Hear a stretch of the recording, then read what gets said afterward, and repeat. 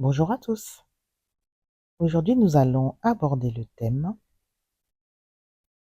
«Tu sais toujours tout». Ouais, c'est une phrase que l'on entend souvent quand on a beaucoup d'idées, quand on a des idées arborescentes et que parfois on propose des conseils et en face, c'est pas forcément bien pris. Quand on lit cette phrase, ça peut être positif, mais cette phrase aussi peut être dite de manière très négative de quelqu'un qui met en lumière une souffrance interne. Avant d'être coach de vie, je n'avais pas cette étiquette de thérapeute qui accompagne les personnes dans leur vie à être mieux, à faire mieux et à comprendre et surtout à découvrir qui ils sont vraiment. J'ai pu essuyer des réflexions comme tu sais toujours tout, tu connais pas ma vie, ou alors qu'est-ce que ça peut te faire, qu'est-ce que t'en sais, ou bien de quoi tu te mêles, pourquoi tu penses que tu sais toujours tout. Voilà souvent les phrases que j'ai pu avoir face à ça. Aujourd'hui, je peux, en étant coach de vie, expliquer ce fonctionnement. C'est un fonctionnement d'autodéfense de l'ego qui a peur que l'on accède à ses secrets, qui a peur que l'on lui dise que l'on peut faire mieux, qui a peur qu'on lui dise que tu peux être enfin heureux, ou alors qui a peur qu'on lui dise que tu ne crains rien. L'ego, lui, veut que tu aies peur, il veut que tu doutes, il veut que tu sois sur l'autodéfense. Quand tu vas chez le médecin et que tu lui dis que tu as un souci, le médecin te répond et te dit quoi faire, non? Est-ce que tu lui dis, mais tu sais toujours tout?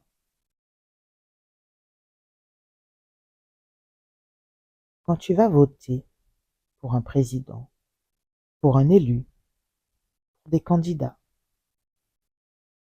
ils font la promotion de choses qui sont censées être bien pour toi, ou ils font des projections pour que ta vie soit meilleure. Donc, tu vas voter, mais est-ce que dans ta tête, tu te dis, mais tu sais toujours tout?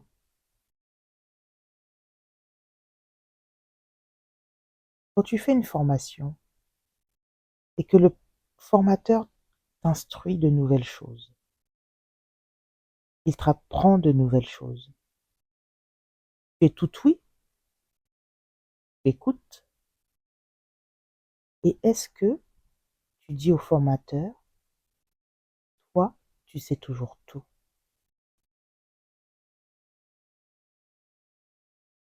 Souvent, les médias, la publicité, utilisent des célébrités pour vendre des produits, pour faire valoir une efficacité sur un produit que tu ne connais pas, et souvent, parce que c'est une célébrité, on se dit, ça doit marcher.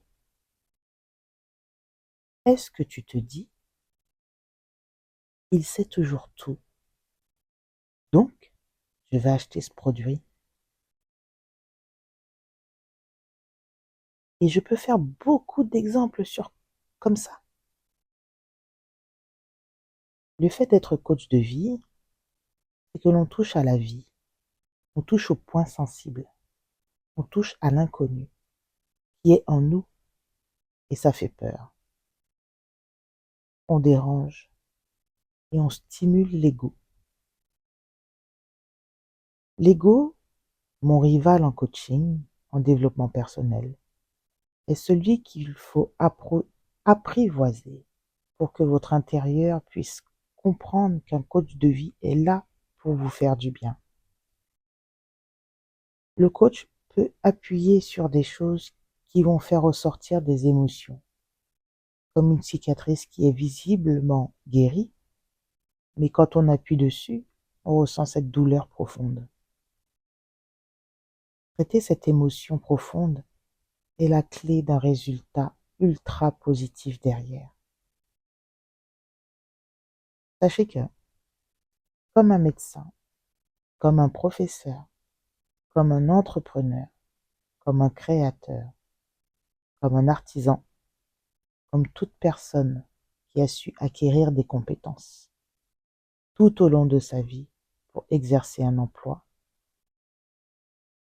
le coach de vie a lui également comme outil tous les éléments de la vie, des expériences, des formations, des outils en développement personnel, une vision extérieure de tout ce qui se passe autour de lui et dans la vie, l'analyse des comportements, l'analyse de toutes les difficultés et des conflits qu'il peut y avoir, l'analyse dans les entreprises, l'analyse des relations humaines, et sans compter la quantité de livres qu'un coach de vie peut lire en une semaine sur la compréhension de l'être humain, sur la psychologie de l'être humain, sur les relations entre êtres humains. Donc, quand quelqu'un dit que quelqu'un sait tout, c'est que peut-être il aimerait bien en savoir autant.